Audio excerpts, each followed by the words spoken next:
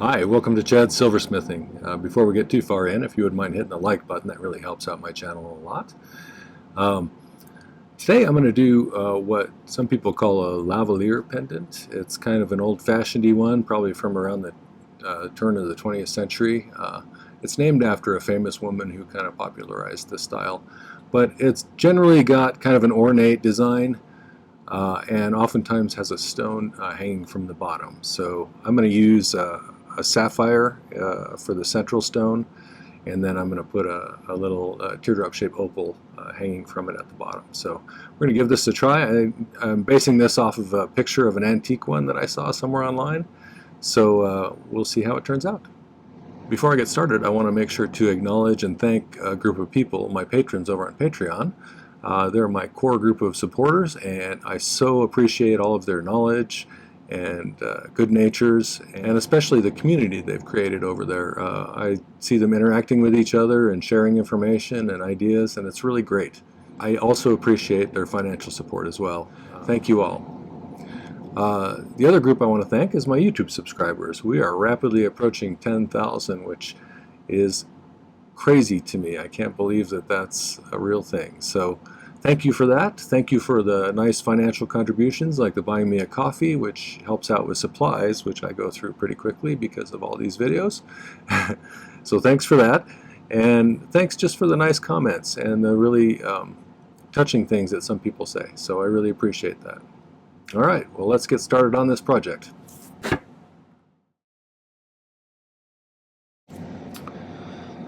These are my design idea books, or at least two of them. I'll put some pictures of some of the other designs up top so you can see it. I like these because it helps me to kind of finalize my ideas in my head, as well as has a little grid in the background so I can kind of keep things symmetrical. I'm not terribly good at drawing stuff, so it ends up looking like a kindergartner if I don't have something to kind of guide me. This is kind of what it's going to look like. I have, where are these at here? Oopsie. I pre-made this part of it just to save some time. I'll make the bezel for this one up here, which is going to be a little 5x7 star sapphire. And then I have this little kind of milky opal. And that'll be that bottom piece. So I think that'll be pretty. I'm going to use pretty thin wire. I'm going to use 18 gauge for most of these designs.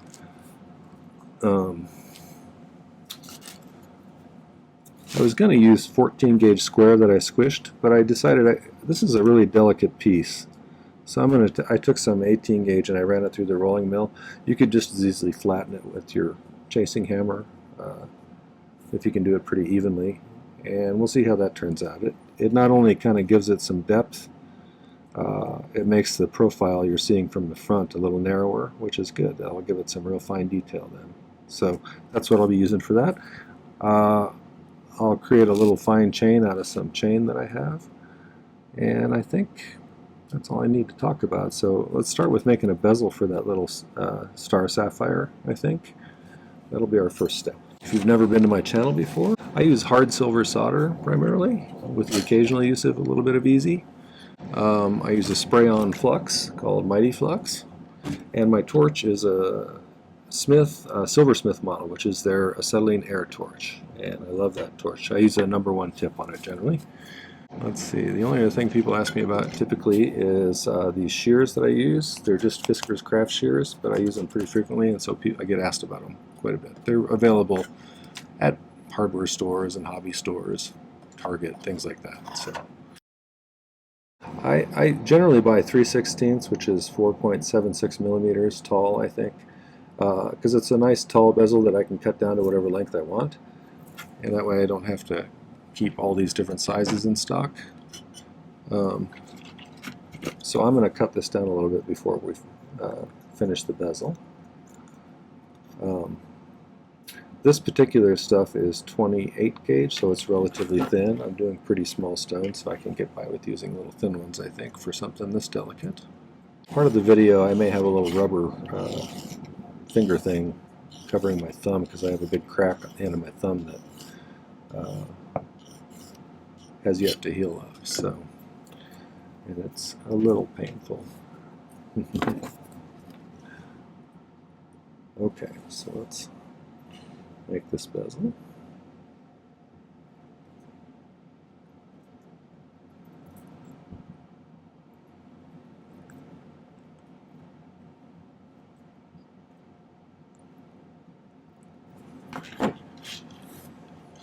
Do this on the paper so you can see a little better.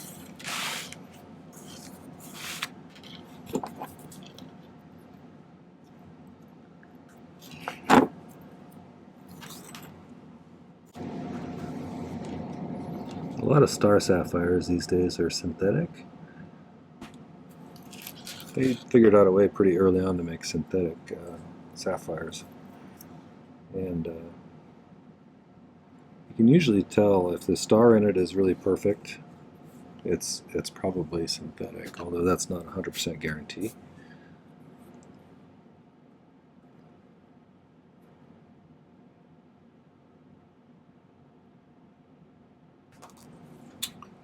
So a lot of people get confused about the terms synthetic and simulated.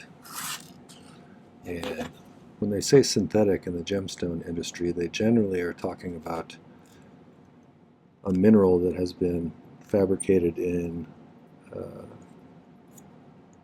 a lab situation. So it's the same exact substance that they find in nature, but they have found a way to recreate it in a laboratory.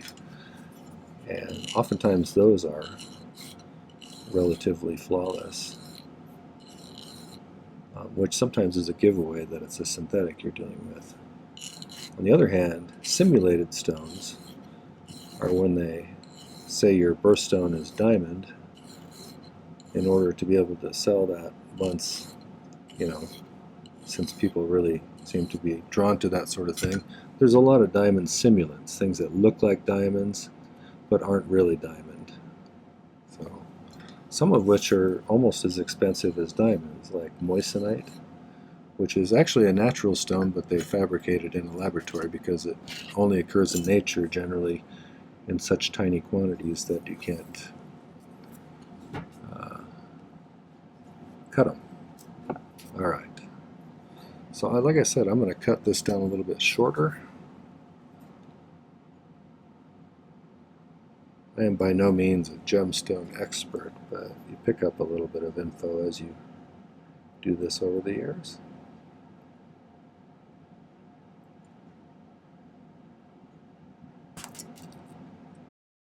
I rather like some of the synthetic stones. I've seen some very pretty synthetic emeralds and sapphires. Well, there's a little piece of 26 gauge I can use for the bottom. This is not a one where I need to have something thick on the bottom because it's not going to be structural, really. I rather like some of these old-fashioned sort of looking pieces. I generally make pretty clean-cut looking stuff, generally, but every once in a while it's fun to make something a little bit ornate and old-fashioned looking.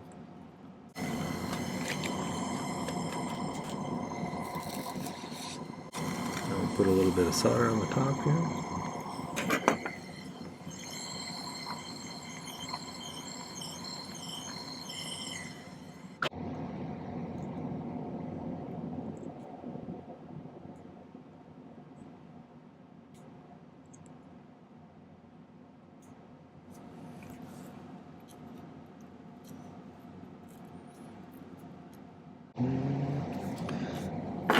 Set that to the side. If I don't, I'm going to sweep it onto the floor and then I'll have to spend 15 minutes crawling around looking for it. I've gotten the message from other people who make jewelry that they also spend a large portion of their time looking for something they felt had knocked on the ground. Apparently I'm not alone in that.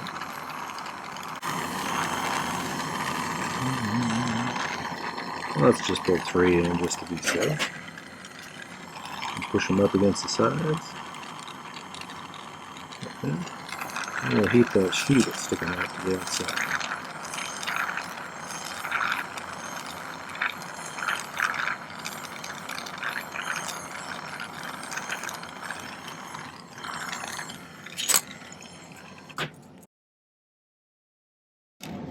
Time to put the little finger condom on.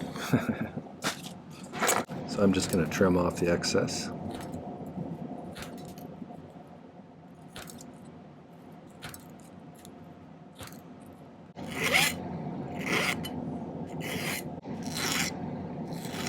If you're using a real thin bezel like this, you want to make sure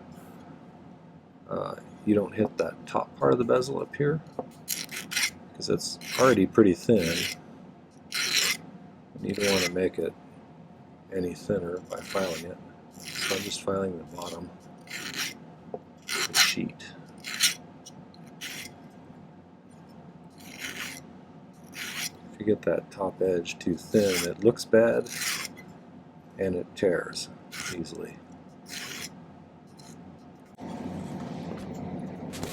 Oops, see, I almost dropped that on the floor.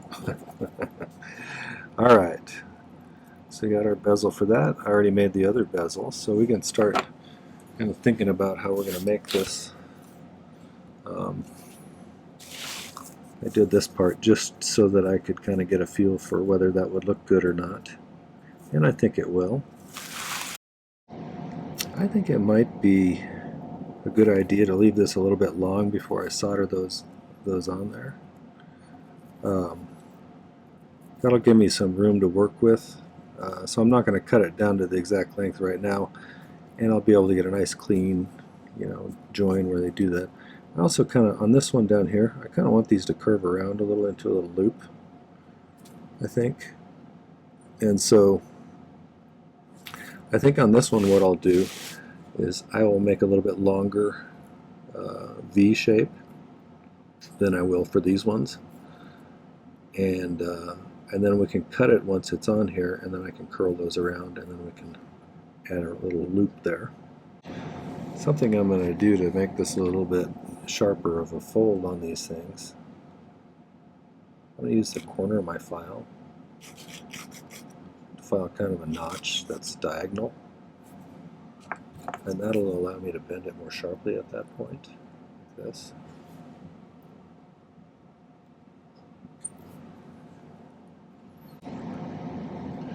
It'll also kind of give me a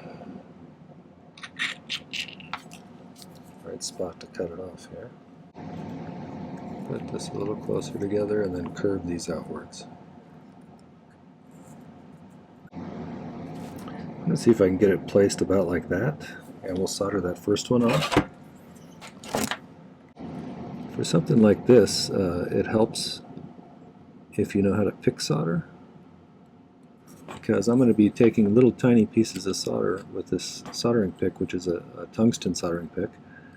I'll melt a little ball of solder on there, I'll heat this thing to the soldering temperature and just touch it where it goes. It allows you to pretty precisely place stuff where you want it, in the amount that you want it, so I find that very useful. If you're interested in learning that, I have a video about that. I'll put a link right up there. But let's do this one first. I'm just going to sprinkle a generous amount of those there.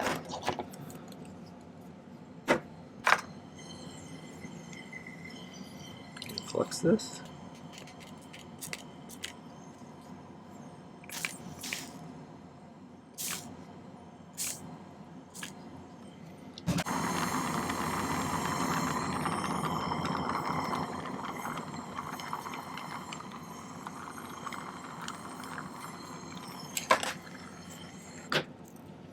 So I'll cut that later, and then I'll curl those, or cut them to the right length and then curl them around in a kind of little curly cues. I'm going to make two V's with a little notch the way I just did with the file. Solder those V's closed, and then we'll shape them, and then we'll cut them off to be just the right length. The reason I'm going to solder these now is I don't want it to keep bending back and forth where I just filed it thinner. I want it to be permanent, so we're going to put a little bit of solder in there. That way I should be able to bend these things the rest of the way, I should say, without torquing that thin spot.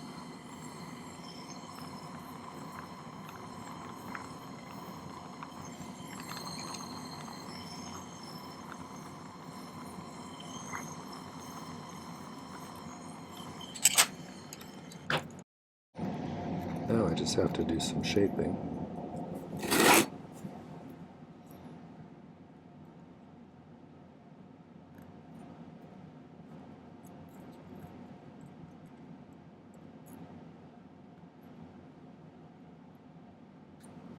It's actually pretty good. Actually, a trick you can do when you want to get really precise measurements. If I color these with a Sharpie, I'm going to use purple for this one. It would take me a while to get enough black ink out of that little fine tip one to cover this, but if we do, it keeps tipping over on me. Let's let that dry. I think it might be effective to do them one at a time. Get this lined up how it's going to be. It's surprising how small of a miscalculation will show up to the human eye. At least, I hope I got that scratched before it moved on me. We'll see.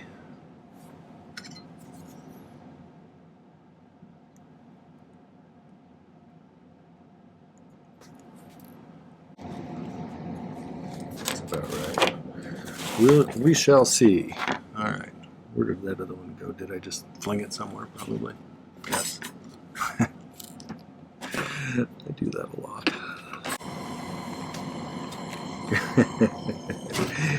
Well, that was inconvenient. Kind of thought that might happen. Everybody keeps telling me to get an eyedropper, and I keep meaning to do that, and I just haven't yet.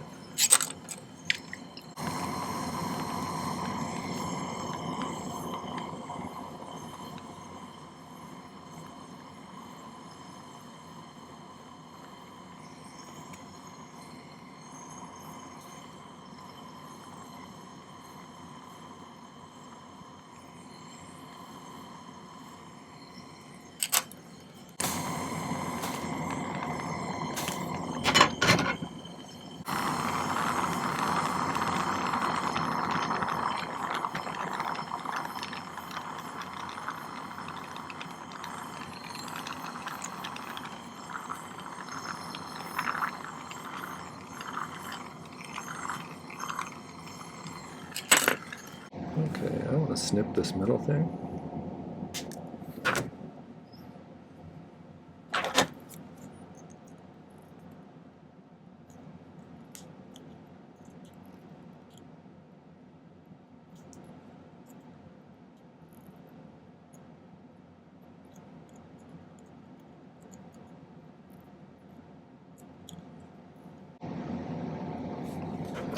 I need to make a little tiny loop of the same stuff. So let's do it. How about around a piece of 14 gauge round maybe? That makes for a nice small little loop.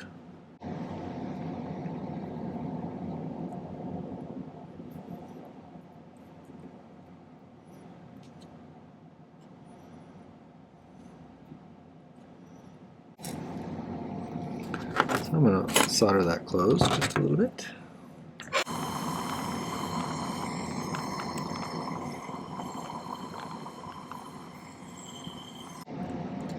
So we're rounding this out a little bit better. Let's think about how short I want to cut these. I want this to be right about there. And I want these to curl around just a little bit, so let's cut them off about there.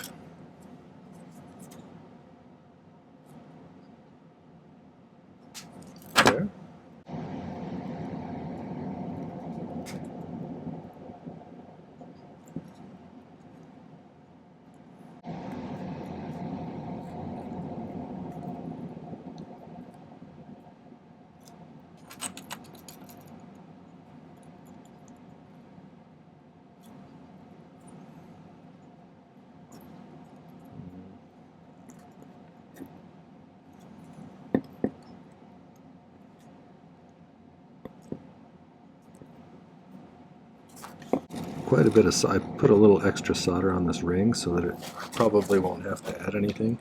If I do, I'll just pick a little bit more up.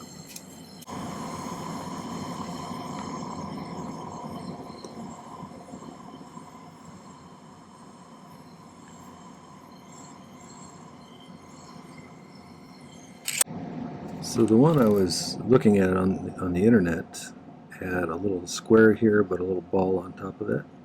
So I may see if I can cut a little piece of square 22 gauge sheet or something like that and put a little ball on it.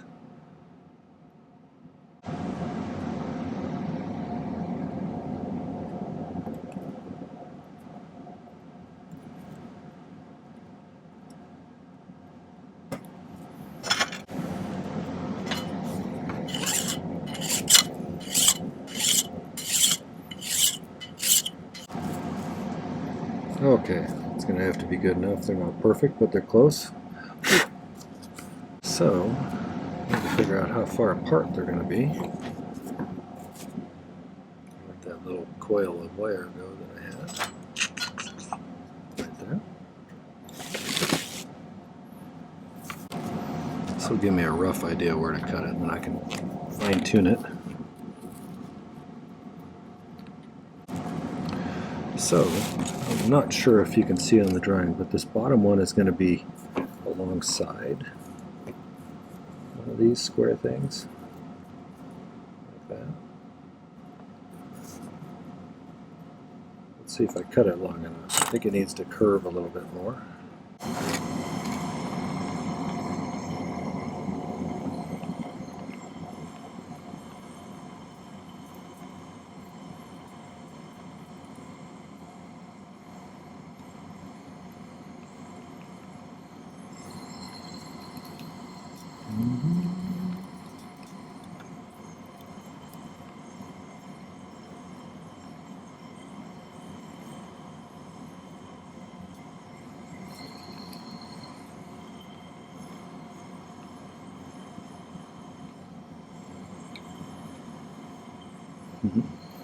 Tried to flip up on me a little bit for some reason.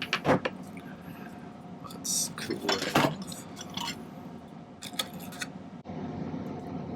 I think that'll work. So I think I'm going to do the one first, and then we'll add the other one.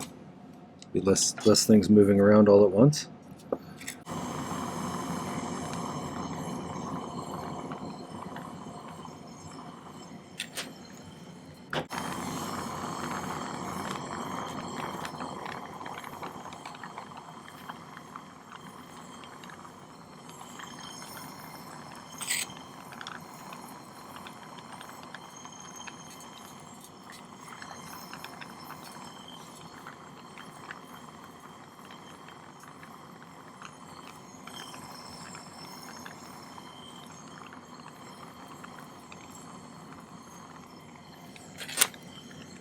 One last thing, these things have little silver balls on top of them, so I'm going to make a couple little tiny silver balls out of some scrap silver.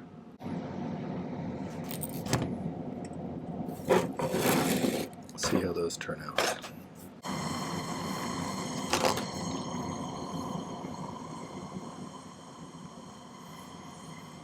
That's a good size. Let's pick a little bit of solder on the surface of these squares.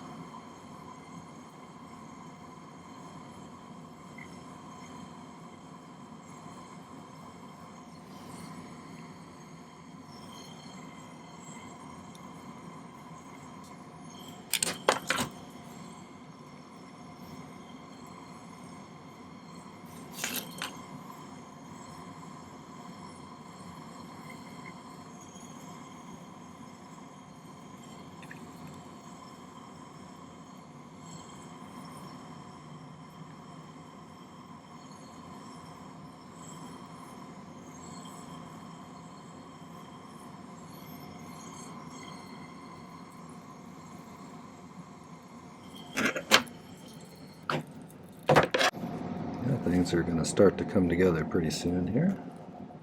So we can add that on there.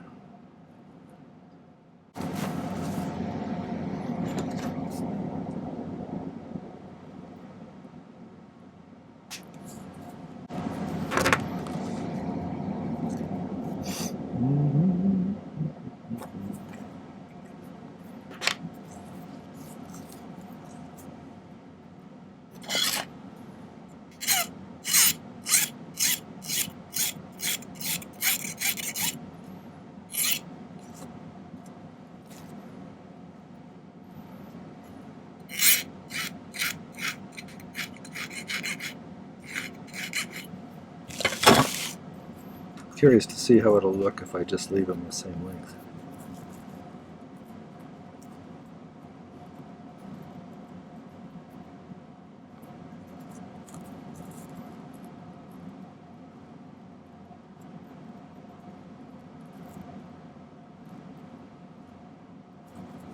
So one thing is, they need to be at a steeper angle because this thing tapers outwards.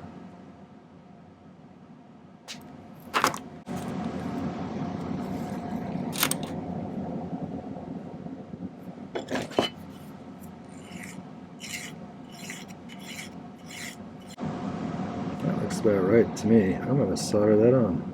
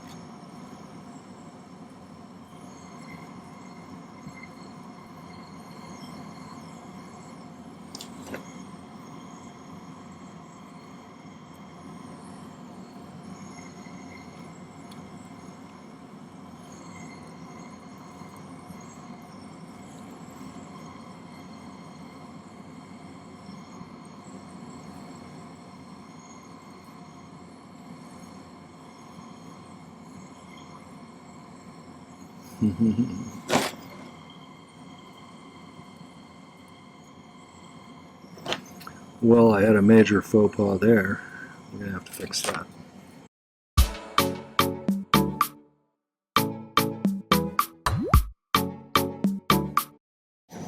Alright, so I didn't get this perfectly done, but it's going to have to be good enough. So I had to remake this whole thing. I promptly cut off the ones that melted together, and then this little piece went flying across the room. I'm not going to crawl around on the ground and look for it, so I just made a new one, and then I soldered it on. This one, I had a little bit of excess flow up in there, so we're going to try and see if we can prevent that from happening anymore. So I made a couple of these, which are going to be this spot right here with a little ball in the center, so I'm going to solder a little ball in each of them. Same kind of wire I was using before.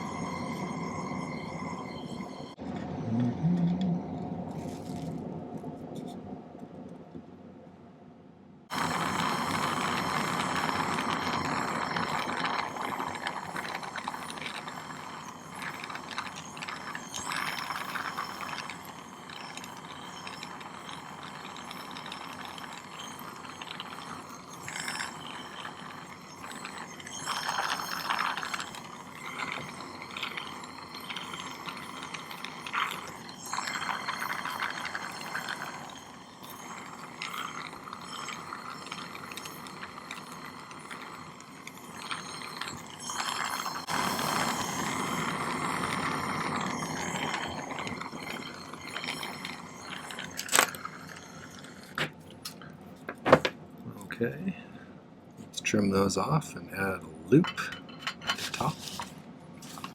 What happened that caused the problem is that if you get wires too close to each other and there's enough solder there to where it can start wicking along the spot between the two wires, it'll pull them together, and that's what happened up here a little bit. So I may run my saw in there and saw that so it is clear all the way down before I'm done. But let's cut these off.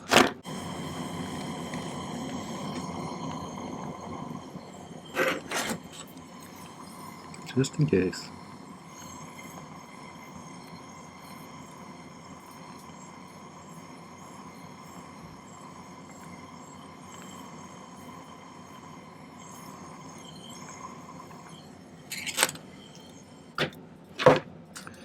Alright.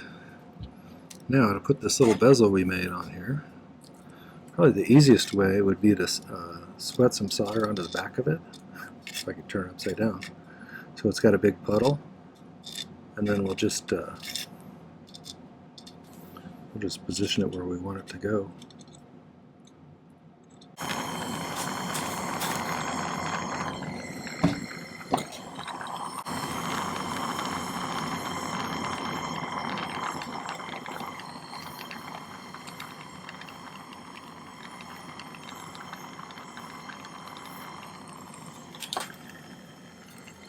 Should have a pretty good amount, kind of spread out, which is what I was wanting it to do.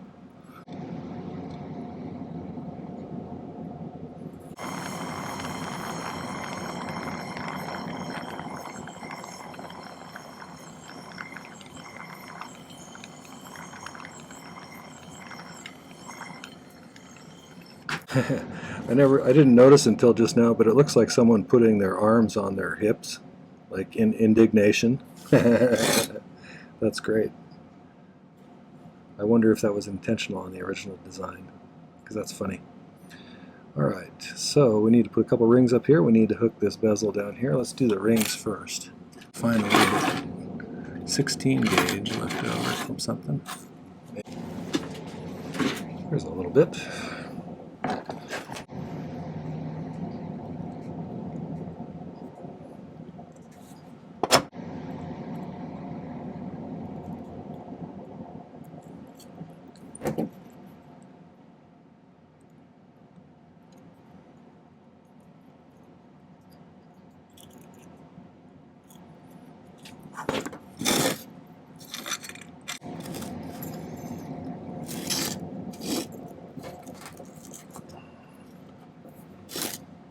Do this, I should be able to position these so that the solder joints are upright like that.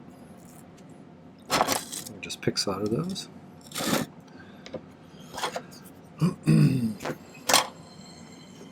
This is called a magnesia block. If you've ever seen them, they're a little softer surface you can push things into. It's kind of handy sometimes.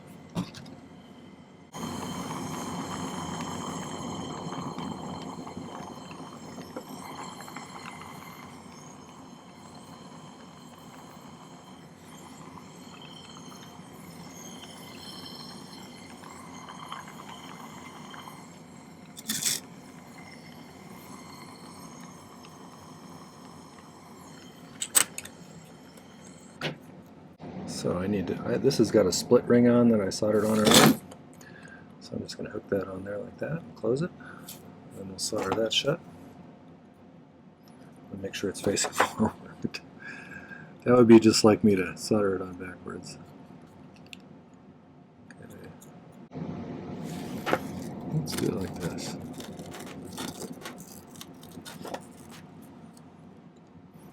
Push that into the side. Why not? That'll keep them separated. I should be able to just solder it. This is one of those situations where normally you have to heat the entire piece, but when we were soldering something, a little small jump ring or something like this, that is only really attached to this pear-shaped bezel, that's the only part that really needs to get up to the soldering temperature. So we got a double bail, this thing like that.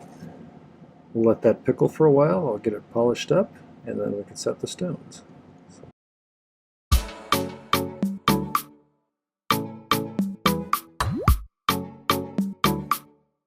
So I got everything polished up.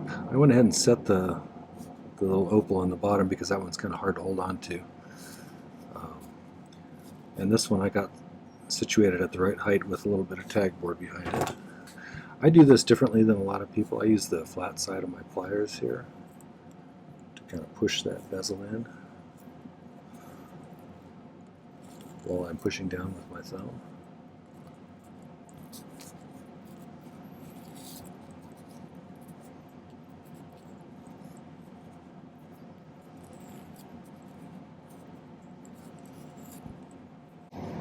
See, I have it pushed in nicely. I use the rounded outer part of the needle nose pliers or the chain nose pliers to rub that top edge right up next to the stone.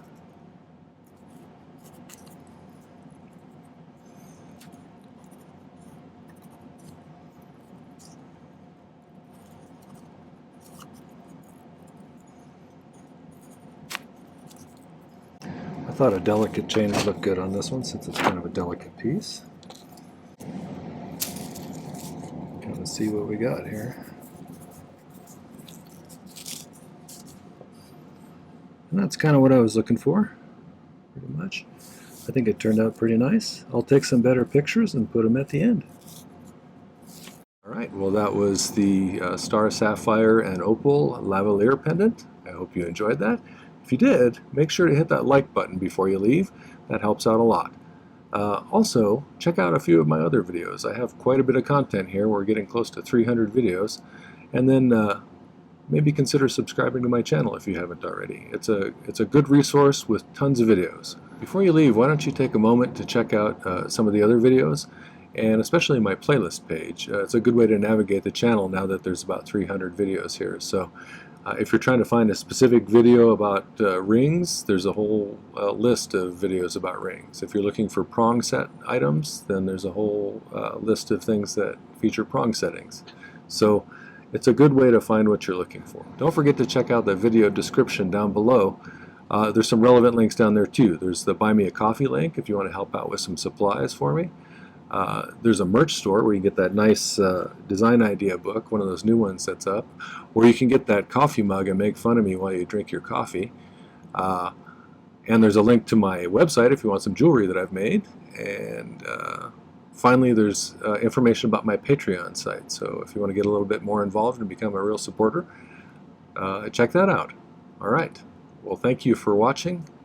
Take care. Happy silversmithing.